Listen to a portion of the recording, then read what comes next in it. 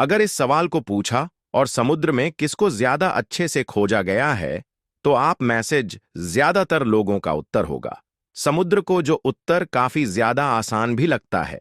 क्योंकि पहली बात तो ये है कि अंतरिक्ष बहुत विशाल और अनंत है, और तो और ना ही हमारे पास इतनी आधुनिक टेक्नोलॉजी है कि हम इतनी बड़ी अंतरिक्ष को पूरी तरह से खोज पाएं।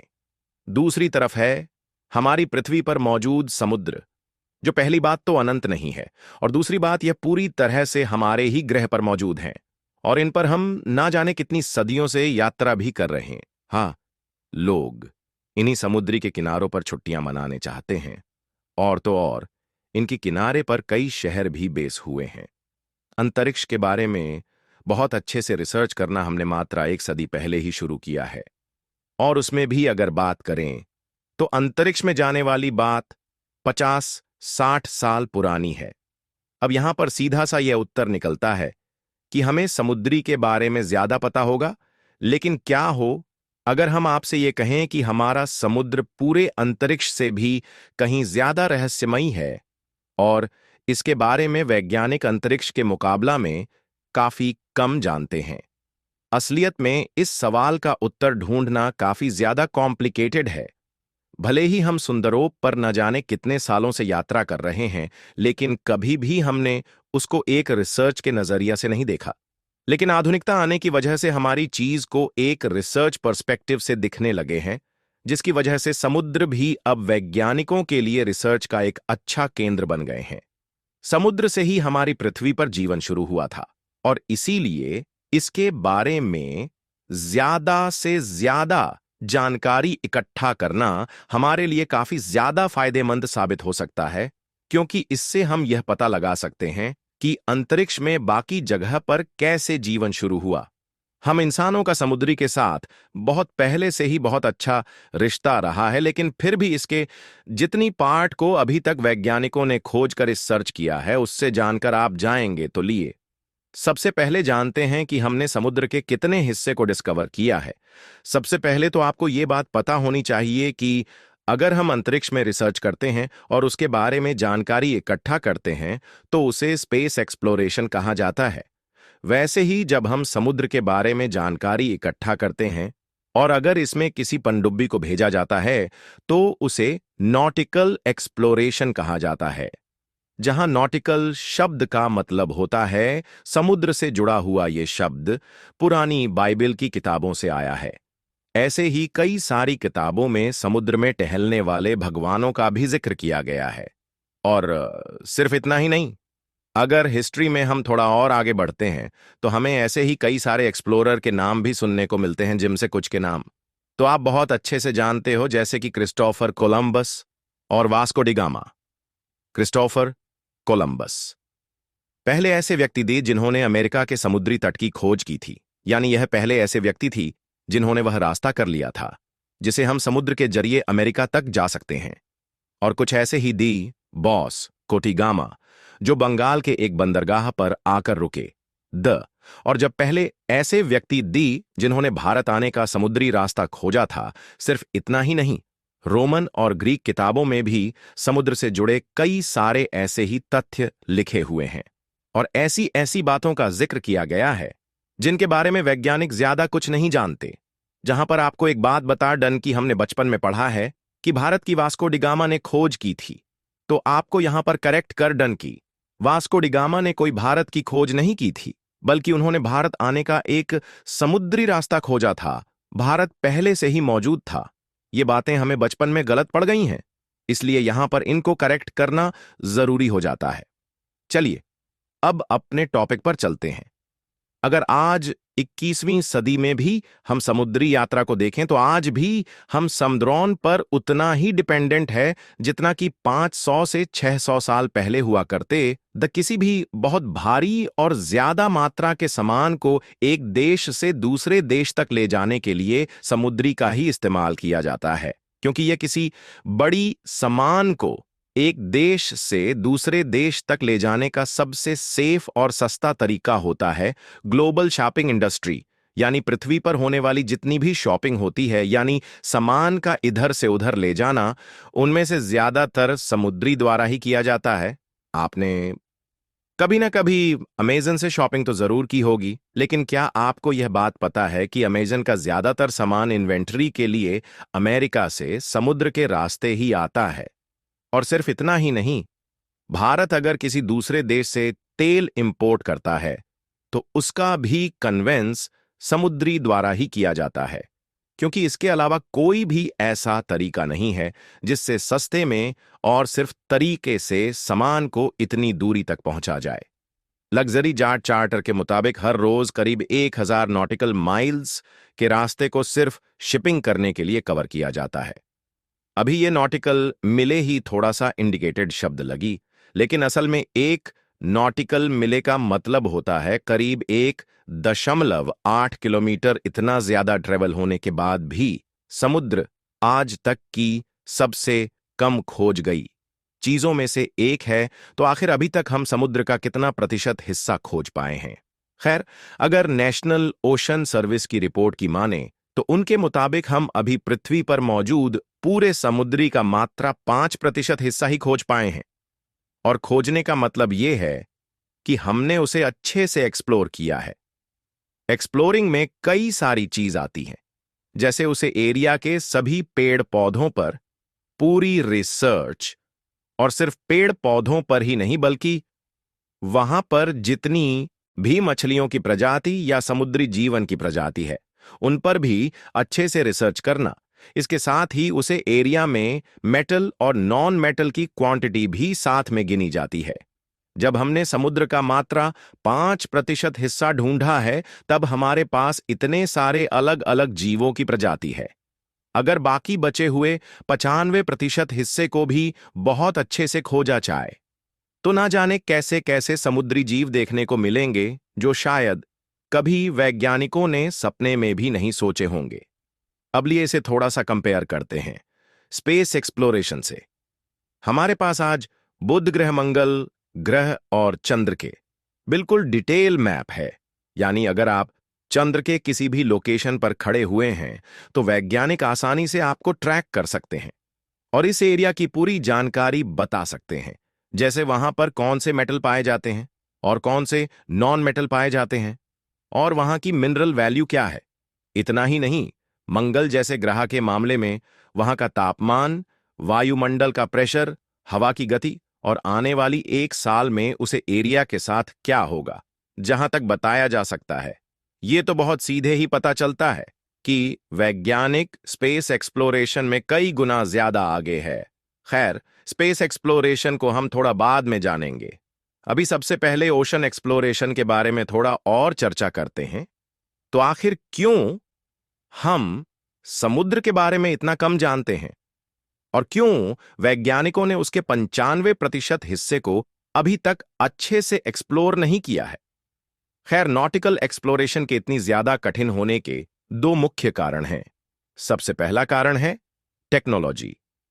हमारे पास ओशन एक्सप्लोरेशन के लिए पहले से ही काफी सारे उपकरण क्योंकि हम इस विषय के बारे में बहुत पहले से ही जानकारी इकट्ठा करते हुए रहे हैं। अगर आप इतिहास की किताबों को उठाकर पढ़ते हैं तो आपको पता चलेगा कि मानव सभ्यता का सबसे पुराना विषय ही एस्ट्रोनॉमी यानी कि खगोल विज्ञान, और यही विषय विज्ञान की पहली फील्ड था। इसके बाद फिजिक्स ने इसे और ज्यादा बड़ा बना दिया। ओशन एक्सप्लोरेशन में ocean satellite, deep sea submarine और रिमोटली ऑपरेटेड व्हीकल यानी आरोही जैसी यंत्रों का इस्तेमाल किया जाता है, और ये टेक्नोलॉजी हमारे पास 50 साल पहले थी ही नहीं, इसलिए समुद्र के बारे में खोज करना तो बहुत दूर की बात थी। जैसे जैसे यह टेक्नोलॉजी और बढ़ती गई, वैसे वैसे वैज्ञानिकों ने समुद्र पर रिसर्च करना चालू की, और पिछले करीब 30 सालों में वैज्ञानिकों ने समुद्र के 5% हिस्से को बहुत अच्छे से एक्सप्लोर कर लिया। टेक्नोलॉजी के बाद जो सबसे बड़ी दिक्कत आती है वो ही है कि समुद्र बहुत ज्यादा का रहा है और बहुत ही ज्यादा विशाल भी है। अब आप कहेंगे कि विशाल तो अंतरिक्ष भी हैं और समुद्र से अनंत गुना ज्यादा विशाल है, लेकिन फिर भी वैज्ञानिक उसकी स्टडी करने में कोई भी कसर नहीं छोड़ते। खैर, ऐसा इसलिए है क्योंकि स्पेस एक अप्रोचेबल जगह है, इसे थोड़ा आसानी से समझते हैं। अगर हम समुद्र के सबसे गहरे पॉइंट की बात करें तो वह करीब 7 मील गहरा है, या एरिया हमारे यहां ट्रेंड्स के नाम से जाना जाता है। अब अगर हम अंतरिक्ष में 7 मील की दूर की जगह को देखें तो वह बिल्कुल क्लियर दिखाई देगी, क्योंकि अंतरिक्ष में कोई भी ऐसी चीज नहीं है जो प्रकाश को बहुत भारी मात्रा में रोक सके। इसलिए हम एक नॉर्मल कैमरा का इस्तेमाल करके भी बहुत आसानी से रिसर्च कर सकते हैं। ले एक और बहुत छोटे से एग्जाम्पल से बहुत आसानी से समझते हैं कि मैं क्या कहना चाहता हूं। हमारे चंद हमारी पृथ्वी से संगीत 33,400 किलोमीटर दूर है, लेकिन फिर भी हम एक नॉर्मल सैमसंग के मोबाइल का इस्तेमाल करते हुए उसे झूम करके उसकी सतह को बहुत आसानी से देख सकते हैं। और अगर वैज्ञानिकों के द्वारा उसे किए जाने वाले इंस्ट्रूमेंट का इस्तेमाल किया जाए तो सिर्फ उसकी सत्य का ही नहीं, बल्कि सतह पर क्या चीज मौजूद है और कितनी मात्रा में मौजूद है, यह भी बहुत आसानी से पता लगाया जा सकता है। लेकिन वही चीज अगर हम समुद्र में करने की सोचें तो यह संभव नहीं है, क्योंकि पानी की वजह से लाइट समुद्र के नीचे वाले भाग में नहीं जा पाती, जिसकी वजह से वहां पर रिसर्च करना और भी ज्यादा कठिन हो जाता है। अगर हमें समुद्र के सबसे डीपेस्ट पॉइंट में रिसर्च करनी है तो वहां पर हमें किसी ना किसी चीज को भेजना पड़ेगा, और वो भी बहुत मजबूत सेंसर के साथ। जहां मैंने मजबूत शब्द का इस्तेमाल इसीलिए किया क्योंकि समुद्र के नीचे पानी का दबाव इतना ज्यादा होता है कि अगर आपको अचानक से वहां पर छोड़ दिया जाए तो आपकी सारी हड्डियां चकनाचूर हो जाएंगी। ऐसे में किसी मशीन को भी संभालना काफी ज्यादा कठिन हो जाता है। सिर्फ इतना ही नहीं, समुद्र का पानी नमकीन होता है। इसकी वजह से वह मेटल को बहुत तेजी से कोरोड करता है, यानी उसमें जंग लगती है, और इससे भी मशीन में खराबी आने लगती है जो पूरे रिसर्च प्लान को खराब कर सकती है। अभी तक वैज्ञानिकों ने जितनी भी सैटेलाइट डिजाइन की वो सिर्फ सतह से थोड़ी नीचे मौजूद पानी को ही पहचान पाती हैं। इन सैटेलाइट की मदद से वहां के तापमान का पता लगाया जा सकता है और इन्हीं से पानी के रंग को देखा जा सकता है। जैसे यह पता चलता है कि वहां पर कौन से पेड़ पौधे मौजूद हैं। अगर इससे ज्यादा डीप में जैसा सैटेलाइट जाती है तो उनके डाटा या तो सही नहीं होते या फिर सैटेलाइट खुद ही वहां पर फंक्शन करना बंद कर देती है। इन्हीं कुछ दिक्कतों की वजह से हम ओशन एक्सप्लोरेशन में आज भी काफी ज्यादा पीछे हैं। अगर हम समुद्र में 200 मीटर से ज्यादा नीचे जाते हैं तो वहां पर सूर्य की रोशनी पूरी तरह से खत्म हो जाती है और बहुत ही गहरा अंधेरा होता है, जिस वजह से वहां पर रिसर्च करना काफी ज्यादा कठिन पता है। सामुद्रिक नीचे वाटर प्रेशर भी काफी ज्यादा बढ़ जाता है।